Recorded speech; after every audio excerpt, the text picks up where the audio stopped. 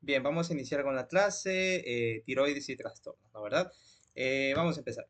Primero, pues la bibliografía. Los libros que realmente más se utilizaron para hacer todo lo de la clase son este de aquí, el Williams, que es un texto de endocrinología, y el Harrison de medicina interna, que pues siempre va de cajón en todo lo que tenga que ver con problemas clínicos, ¿no? De ahí todos los demás son artículos, de los cuales he sacado también imágenes, entonces ustedes las van a ver con su respectiva cita en cada imagen, ¿verdad? Entonces, aquí tenemos toda la bibliografía, igual yo ya les pasé a ustedes las diapositivas.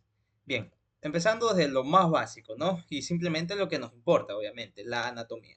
Sabemos que está ubicada pues en la región anterior del cuello, ¿ok? Sobre la tráquea se encuentra su istmo, está en relación directa con las arterias carótidas, la arteria carótida común, la arteria carótida interna y la arteria carótida externa también, pues su irrigación proviene de esta carótida externa, la primera rama, la tiroides superior, y también proviene pues de la subclavia, la tiroidea inferior, ¿ok?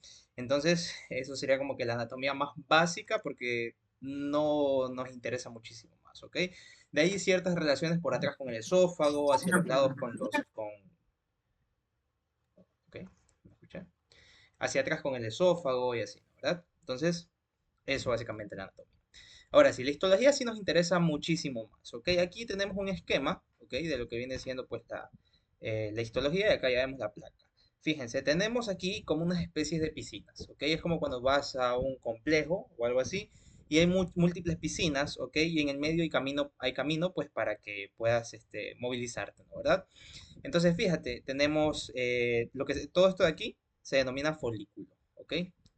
Todos y cada uno de estos se denominan folículos.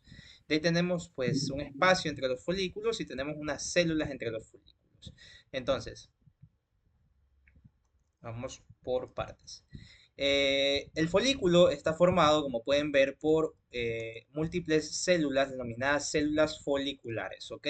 Estas células foliculares son importantísimas porque aquí es donde se va a dar gran parte de la síntesis de las hormonas tiroides, junto con el coloide. El coloide, por así decirlo, si nosotros tenemos una piscina, es el agua, ¿ok? Entonces, eso es el coloide, que también va a cumplir su parte en lo que es la síntesis de hormonas tiroides, ¿ok? Entonces, estas dos son para la síntesis de hormonas tiroides, ¿ok? Y después vamos a verlo más a detalle en la fisiología. De ahí tenemos estas células que se encuentran por fuera del folículo, que son las células C o las células parafoliculares, las cuales liberan una hormona, ¿ok? Denominada calcitonina, que ya vamos a ver para qué sirve más adelante. Simplemente esos datos, ¿no? ¿Verdad? Y estas células por lo general son bastante difíciles de ver en los cortes histológicos, ¿ok? Y el resto pues son simples vasos sanguíneos. Entonces acá nosotros también podemos ver, eh, perdón, acá nosotros también podemos ver lo mismo que yo les acabo de decir, ¿no? Miren, el coloide, ¿ok? De ahí alrededor tenemos las células foliculares y tal vez por ahí, por allá podamos ver alguna célula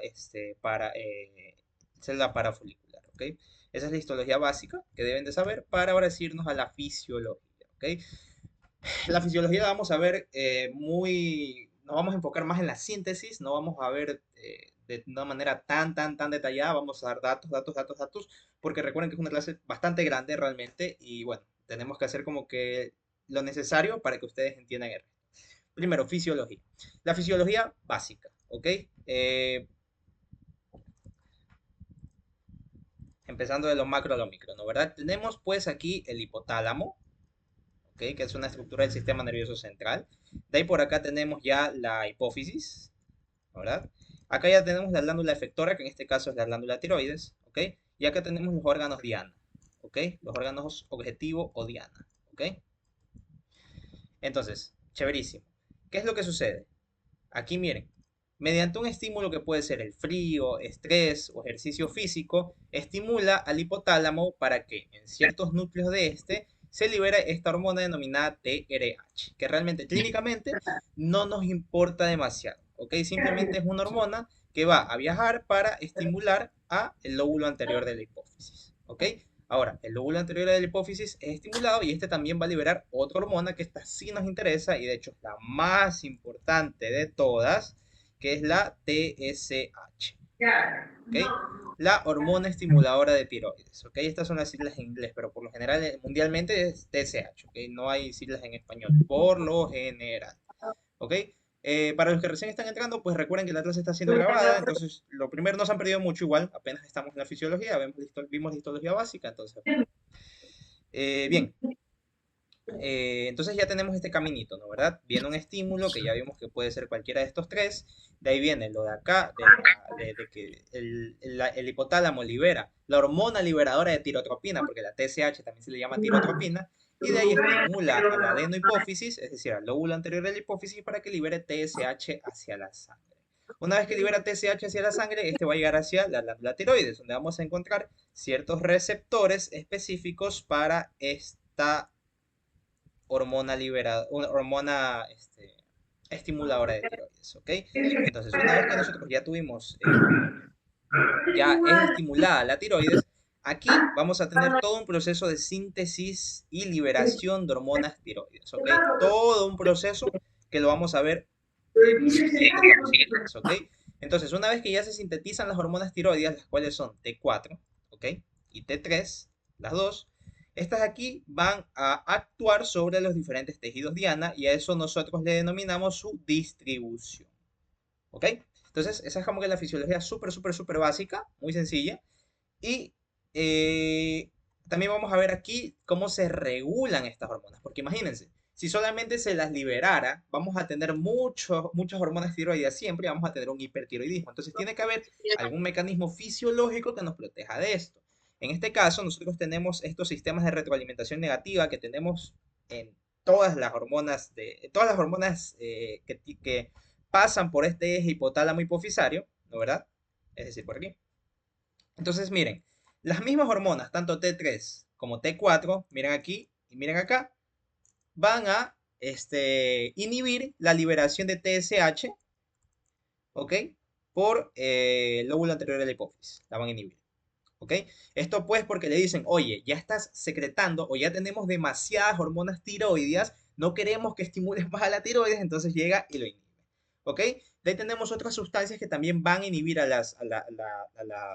lóbulo anterior de la hipófisis en esta liberación, que son la somatostatina, que bueno, es liberada por múltiples partes del organismo, los glucorticoides, ¿ok? Los glucocorticoides y la dopamina, que también va a actuar inhibiendo tanto a esta, a la TSH, como a la prolactina, ¿ok? Entonces, también van a haber ciertas inhibiciones también a niveles superiores en el hipotálamo. Entonces, haciendo un resumen rapidísimo, llega un estímulo al hipotálamo, el hipotálamo libera la hormona liberadora de tirotropina, esta de aquí actúa sobre la adenohipófisis y esta de aquí libera tirotropina o TSH.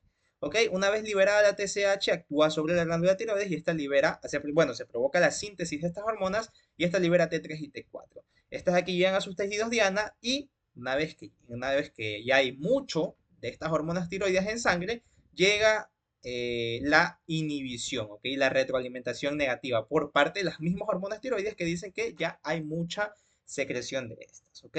Esto es la fisiología súper básica, lo más macro que podemos ver porque ya nos vamos a ir a la síntesis. ¿Hasta aquí tienen alguna pregunta?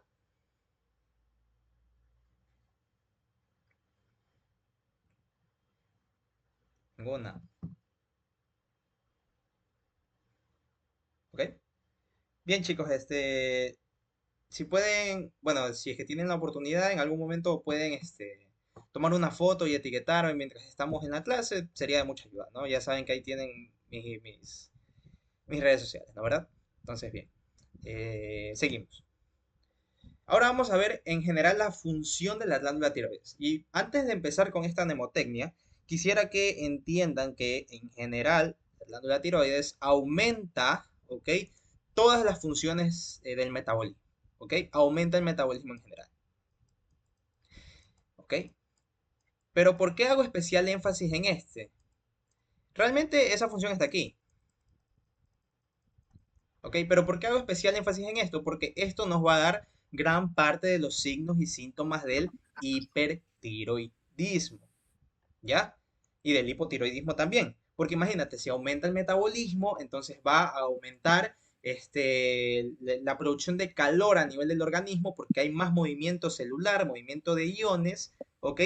Y van a producir más calor y el paciente va a estar sudoroso, el paciente va a estar caliente, ¿ok? El paciente va a tener temblores, ¿ok? Bueno, esto tiene otra explicación un poquito más compleja, pero el paciente va a tener temblores, ¿ok? Entonces, todos estos signos y síntomas eh, son debido al aumento del metabolismo, ¿ok? Aquí me pregunta cómo se produce realmente este aumento del metabolismo. Bien, simplemente las hormonas tiroides, al momento en el que actúan sobre los tejidos diana, van a actuar pues por señalización celular, ¿ok? Procesos biomoleculares simplemente para aumentar, simplemente es como un speed up, ¿ok? Es para aumentar la velocidad del metabolismo, ¿ok? No hay como que yo no te puedo decir que hay un mecanismo específico que yo te puedo decir, bueno, lo hace por esta proteína o por esta enzima, no. Simplemente lo que hace es aumentar mediante señalización celular todas las funciones metabólicas, ¿ok?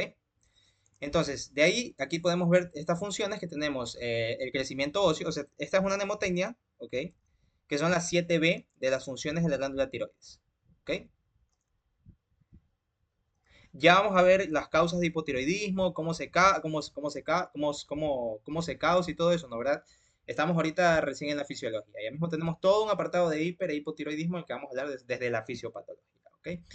Entonces tenemos crecimiento óseo, ¿ok? Bone growth. De ahí tenemos brain maturation, maduración del sistema nervioso central, vida adrenergic effects, que esto de aquí es clave para entender luego la terapéutica del hipertiroidismo, ¿ok?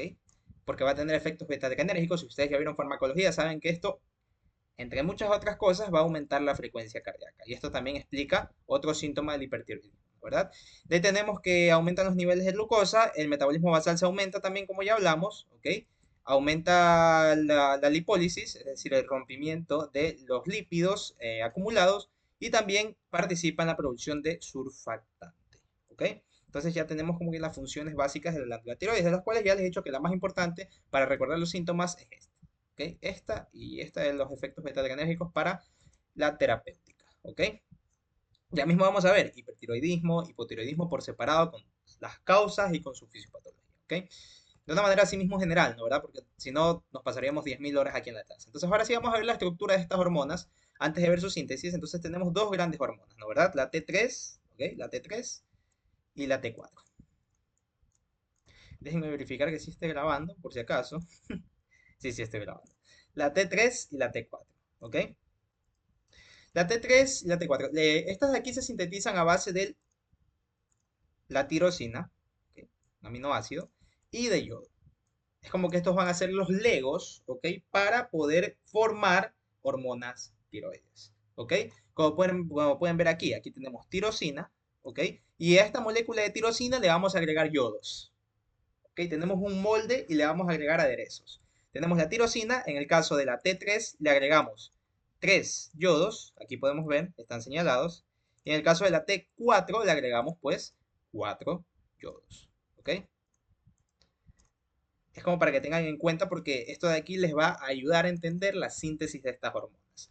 La tiroglobulina es una proteína larga, ¿ok? Que la vamos a encontrar en las células foliculares y que contiene numerosos residuos de tirosina, los cuales pues aquí se van a unir los yodos respectivos, ¿verdad? Que ya vamos a ver cómo se organifican y cómo se emparejan luego, ¿ok?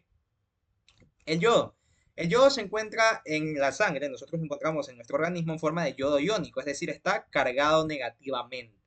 Esto aquí es importante porque una vez que entra a la célula, el yodo tiene que pasar por un proceso de oxidación para ser así. ¿Ok? Pasa de ser un yodo cargado negativamente a un yodo iónico. ¿Ok? Entonces, para la síntesis de estas hormonas, pues tiene que introducirse el yodo a la célula y esto lo hace mediante un SYNporter, un cotransportador, estaba mezclando el español con el inglés, un cotransportador, ¿ok? Que va a introducir a la célula tanto yodo como sodio, ¿ok? Esto de aquí tal vez se les pueden preguntar porque esto tiene cierta relevancia clínica en exámenes complementarios y en tratamientos también, pero bueno. Vamos a ver un poquito más adelante eso, ¿ok? Y aquí miren la tiroglobulina, ¿no verdad? Con muchos residuos de tirosina. Es decir, cuando yo digo residuos de tirosina, simplemente digo que tiene mucha tirosina, ¿ok? Tiene mucha tirosina libre para unirse con el yodo, ¿ok? Entonces, ahora sí, la verdad es que dejé bastante de mi tiempo en esta diapositiva, entonces vamos a ver qué tal funciona, ¿no? ¿Verdad?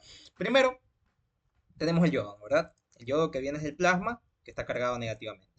Este de aquí tiene que ingresar a la célula folicular. Ojo, aquí tenemos a plasma, célula folicular y acá la sustancia coloide. Acuérdense que más atrás vimos esta anatomía, ¿no? ¿Verdad? Entonces tenemos aquí plasma en la sangre, y ahí tenemos la célula folicular y el coloide, ¿ok?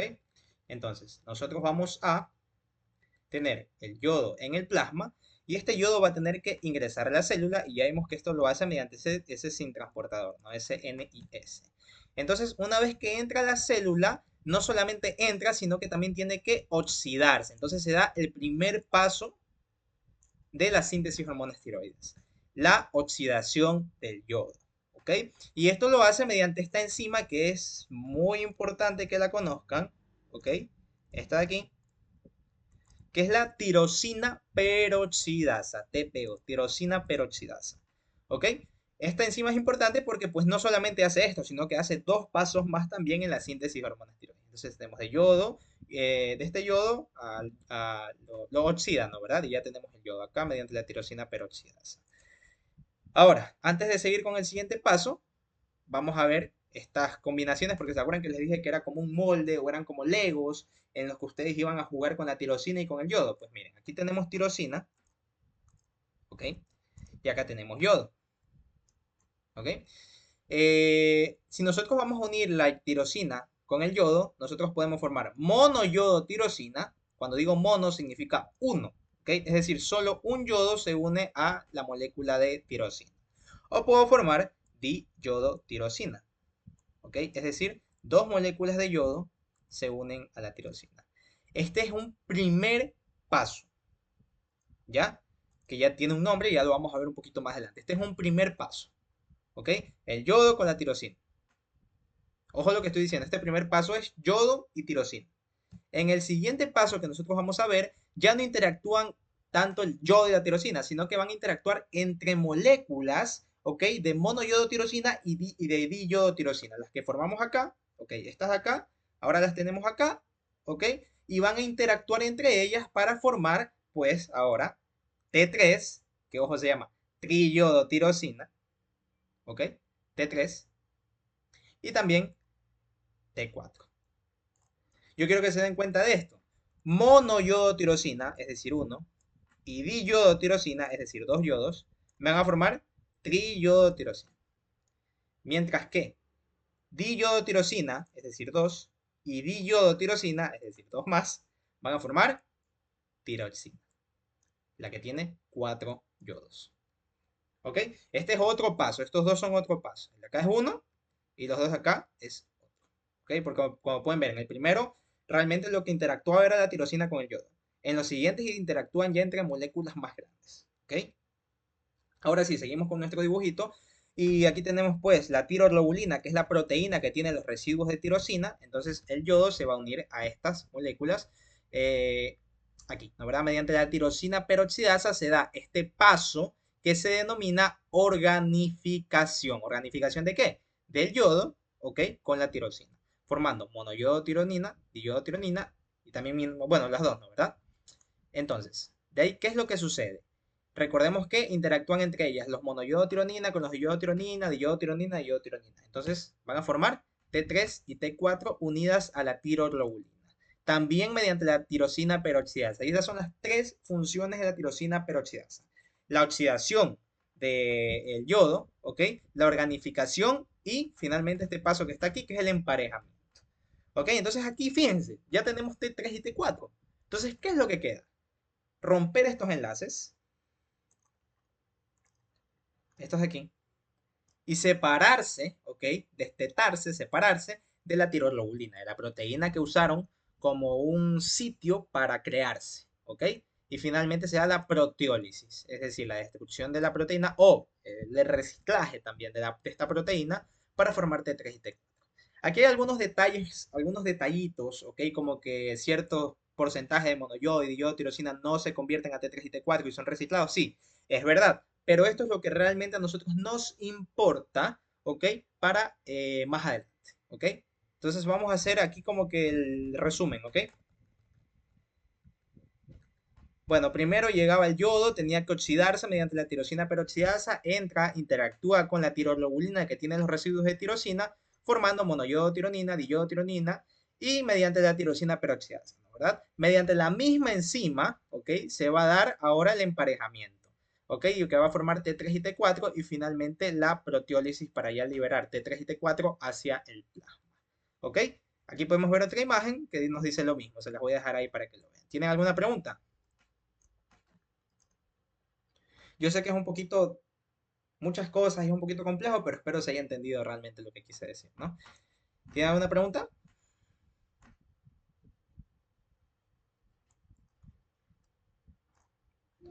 Ok, aquí básicamente vemos lo mismo, les dejo esta imagen, igual lo puse en las diapositivas. Hay muchas cosas que puse en las diapositivas para que ustedes después puedan revisar, no tanto con mis dibujos, sino ya de una, pues, una imagen un poco más agradable, ¿no? ¿Verdad? Y aquí podemos ver otros datillos también, ¿no? ¿Verdad?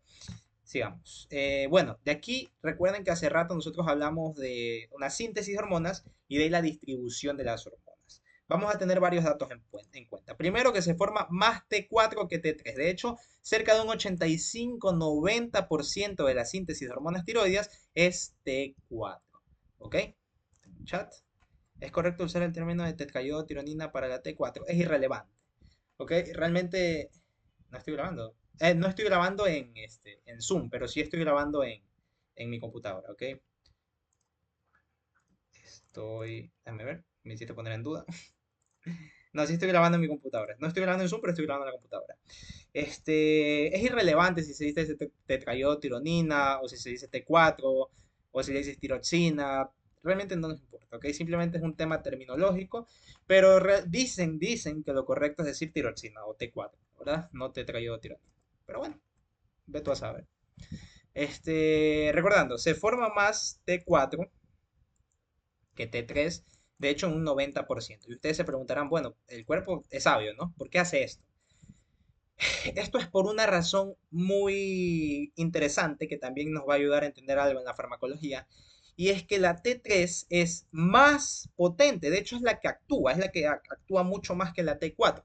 De hecho, eso lo vamos a ver ahorita, la T4 tiene que convertirse a T3, ¿ok? Para poder actuar como se debe sobre los tejidos. Entonces, por eso es que el cuerpo secreta más T4, ¿ok? Porque imagínate que secretara solo T3.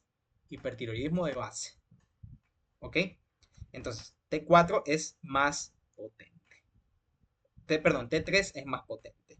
La T4 funciona como una prohormona o prehormona, ¿ok? Es decir, eh, bueno, para que entiendan el concepto de prohormona, simplemente una prohormona es como que, bueno, esto es una hormona que está dividida en dos dominios, por así decirlo.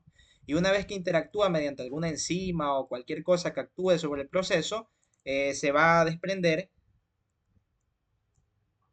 un pedazo y simplemente nos va a quedar lo que nos interesa, ¿ok? Que es la forma activa, por así decirlo. Eso es una prohormona.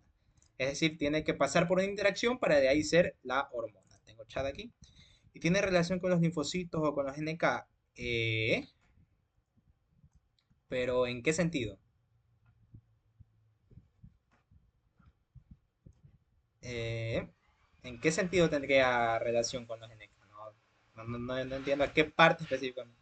Inmunológico. Claro, o sea, al aumentar el metabolismo va a aumentar todo y va a aumentar también la parte inmunológica, a pesar de que no está muy bien registrado eso que me estás diciendo, ¿sabes? Pero sí, es como que un aumento en general, ¿ok? Eh, ¿Por dónde iba? Ok. ¿Cómo se va a convertir la T4 a la T3? Mediante una enzima en específico, la 5-desyodasa o 5-des, bueno, la 5-desyodasa. Tienen otros nombres en español, pero generalmente este es el que se usa, ¿verdad?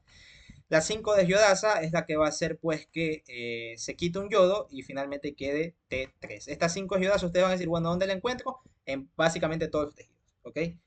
La vamos a encontrar en estas 5-desyodasas. Y por último, recordemos que gran parte de las cosas que son transportadas en la sangre no se transportan ellas solas, sino que se transportan junto con proteínas. En este caso tenemos la TBG o la globulina transportadora de hormonas tiroides, ¿no? ¿Verdad? La TBG. ¿Ok? Van a haber muchos de estos T. Ya tenemos TSH, TRH, tenemos TPO, tenemos TBG. Entonces, pónganse pilas, ¿eh? Eh, Bien, hasta aquí creo que llegamos a desglosar todo lo que vimos en la diapositiva de las generalidades del principio, ¿no? ¿Verdad? Que lo vimos por acá, ¿no? ¿Verdad? Todas las generalidades. Ya vimos la síntesis y la distribución. Ahora vamos a ver ciertos datos que vale la pena mencionar para después ya empezar con la parte clínica, ¿ok?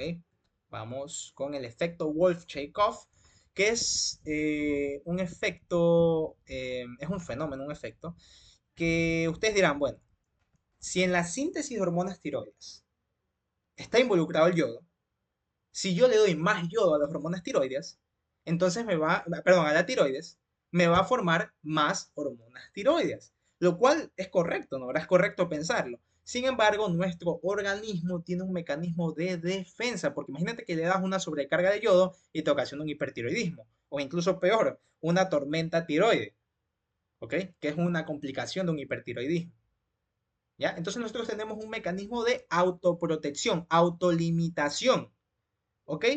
Para que no se produzcan estas hormonas tiroides debido a una ingesta excesiva de yodo,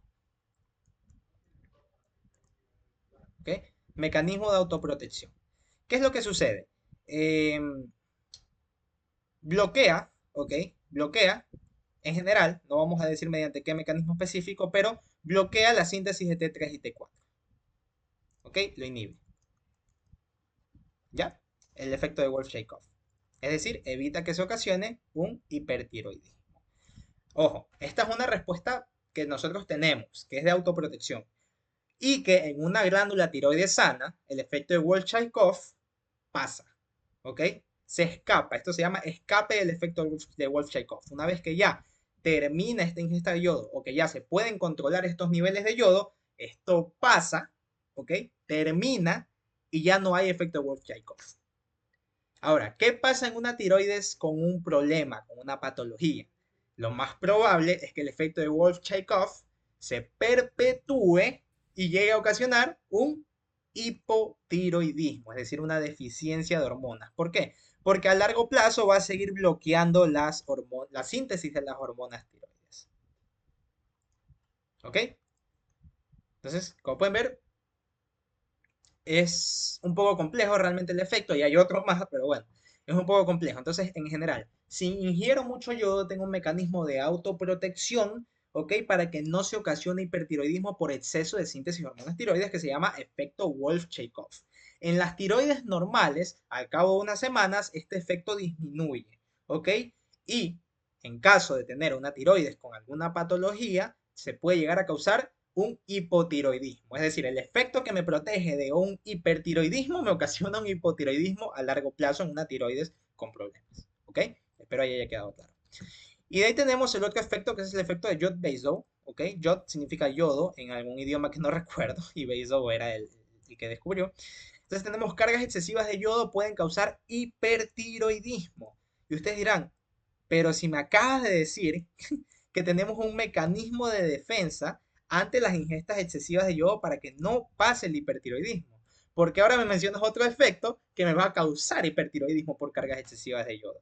Bueno, aquí tenemos ciertas condiciones. Por lo general suele ocurrir con una deficiencia crónica, personas que en toda su vida han tenido una deficiencia de yodo y de la nada ellos no están acostumbrados a estas cargas de yodo que pueden ser administradas y puede causar un hipertiroidismo. ¿Ok? Y también es frecuente que ocurra con los adenomas tóxicos, es decir, tú tienes un adenoma que secreta hormonas tiroides, porque hay adenomas que la mayoría no secretan hormonas tiroides, entonces tienes un adenoma que secreta hormonas tiroides, le das más yodo y este sí va a proceder bueno, se escapa de este efecto de Wolff-Chaikoff porque es un tejido anormal, ¿ok? Y ocasiona el hipertiroidismo. Entonces tenemos estas dos grandes causas, ¿no? ¿Verdad? Y esto se llama efecto de Jod-Basedow. Entonces, después creo que sí tengo aquí una diapositiva para comparar. Sí, fíjate. En los dos tenemos como inicio el exceso de yodo. ¿Ok? El exceso de yodo. En un caso, el exceso de yodo inhibe la organificación de las hormonas tiroides, la síntesis de hormonas tiroides, las inhibe. En el otro caso, aumenta la síntesis de estas hormonas tiroides. Aquí con ciertas condiciones, como ya hablamos de la deficiencia crónica de yodo y de adenomas tóxicos, ¿no verdad? Entonces, el exceso de yodo, en este caso de aquí, que inhibe la síntesis, es el Wolff-Chaikoff, es un mecanismo de protección que puede causar un hipotiroidismo si es que tenemos una tiroides defectuosa. Y en exceso de yodo, si tenemos las condiciones que hablamos hace rato, puede causar un hipertiroidismo. ¿Ok? Un hipertiroidismo. Entonces, ¿tienen alguna pregunta de esto?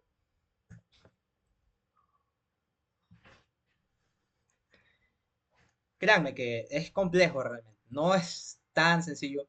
La fisiología de estas hormonas por lo general suele ser sencilla, pero ya si meten estos efectos y tantas acciones sobre diferentes tejidos, pues se vuelve complicado. ¿No tienen alguna pregunta? Estamos. ¿Ninguna? Bien, sigamos. Aquí les he hecho un cuadrito en los efectos del yodo, ¿no? ¿Verdad? Los efectos que puede tener el yodo sobre la glándula tiroides. Primero, la deficiencia. La deficiencia en general, porque acuérdense que hemos hablado de excesos nada más, la deficiencia en general me puede causar un hipotiroidismo, punto. ¿Ok? Y esto puede ocasionar también un bocio, ¿no? ¿Verdad? Ustedes dirán, pero bueno, ¿por qué un hipotiroidismo me va a ocasionar un bocio? Si un bocio hace que sea más grande la tiroides. Bueno, tengo un chat. ¿Cómo se da el almacenamiento del yodo después de liberar T3 y T4? ¿Cómo se da el almacenamiento del yodo después de liberar T3 y T4? Eh, por desyodasa. No, pues eso no es almacenamiento. Esto ya es en la sangre. Ya no se van a almacenar las hormonas. Las hormonas no se mantienen almacenadas allí. Las hormonas se encuentran circulando en la TBG, en la globulina transportadora de hormonas tiroides. ¿Ok? Y cuando se necesita, se transforma mediante la 5-deshiodasa de T4 a T3. ¿Ok?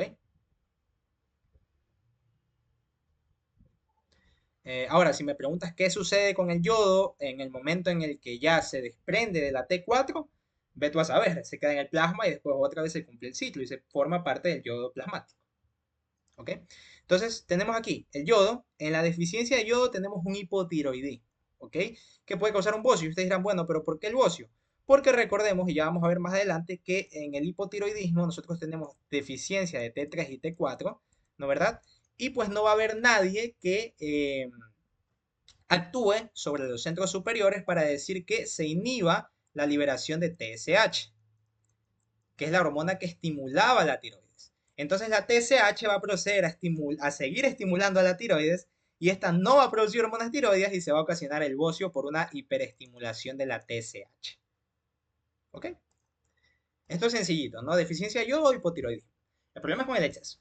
Tenemos un exceso de yodo, ¿ok? Eh, puede llegar a ocasionar un hipotiroidismo por el efecto de Wolff-Chaikoff. Y una sobrecarga de yodo, en estos casos que ya hablamos de deficiencia crónica, puede llegar a causar un hipertiroidismo mediante el fenómeno de Jod-Basedow. ¿Ok? Esto es simplemente como para que ustedes lo tengan ahí y se acuerden, ¿verdad? Las hormonas, para terminar ya, las hormonas tiroides tienen ciertas interacciones con la miodarona. La miodarona es un antiarrítmico de clase 3 que se usa para la fibrilación auricular, el cual contiene yodo. Ahí está el problema, ¿no? El cual contiene yodo y también actúa inhibiendo la 5-deshiodasa. ¿Ok?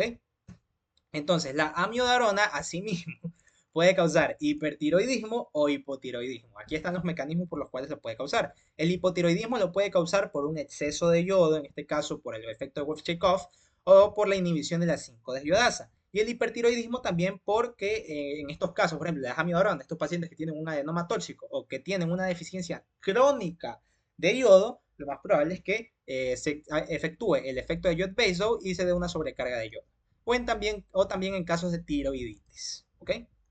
Entonces esas son como que las interacciones de la miodarona. Son parecidas a los del yodo porque realmente son los efectos del yodo. ¿Ok? Y finalmente vamos a hablar de la calcitonina, que son las hormonas que les dije hace rato, que son secretadas por las células parafoliculares, las que estaban aquí. Y es usada para cuadros de hipercalcemia. ¿Por qué? Porque estas de aquí, esta calcitonina, la función que tiene es disminuir los niveles de calcio. ¿Ok? Entonces, creo que con esto, sí. Estas diapositivas que pongo de cortar video, déjenme cortar.